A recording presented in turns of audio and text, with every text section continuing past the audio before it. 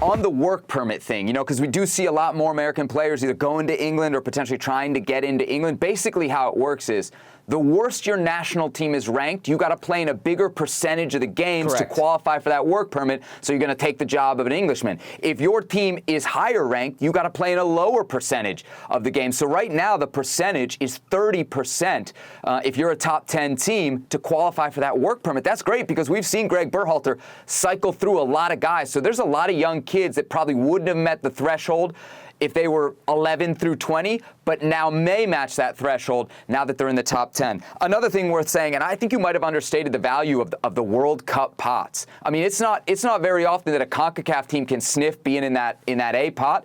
The one time I can remember it happening is 2006. Mexico was A in their group, and their group was Portugal was in there. Okay, so that didn't help. But Angola and Iran, I mean, Mexico walked through that group playing terribly. And if you can be a top 10 team, you got a shot at being the best team, at least, or the top team in your group, dude. That sets you up for the Qatar World Cup, where two teams are going to go through from each group.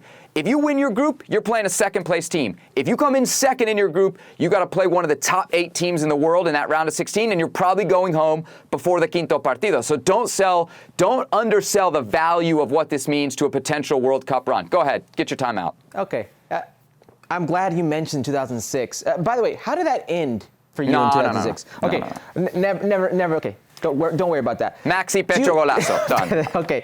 Do you realize that in 2006, in May of 2006, the U.S. men's national team was ranked 5th in the world? Okay? How did that World Cup go for them? 0 wins, 2 losses, 1 draw, 6 goals against, 2 goals for. They went home packing in one of the saddest things I have ever seen. The last remaining image I have of Claudio Reyna is that game versus Ghana and him going out injured, giving out that goal. So it's not a guarantee of anything, my friend, okay? So World Cup, if you're going to have a realistic chance of winning the World Cup, you have to beat who you're going to beat. Don't think that because you're ranked higher, it's going to get any easier. That's why I said it in quotations. It's just as hard. So I was going to ask you how much stock you put in these FIFA rankings. It doesn't sound like a whole lot based on what you just said. I guess the bigger question here then is, are U.S. and Mexico really top 10 teams in the world? Because to me, it's not even close. Like, they're not even close to top 10 teams. No. No. Realistic level, honestly, is somewhere probably between 15 and 20, give or take. There's somewhere in there. Well, thank you very much for watching ESPN on YouTube. For more sports highlights and analysis, be sure to download the ESPN app. And for live streaming, premium content, and let's not forget as well, ESPN FC 7 days a week. Subscribe to ESPN Plus.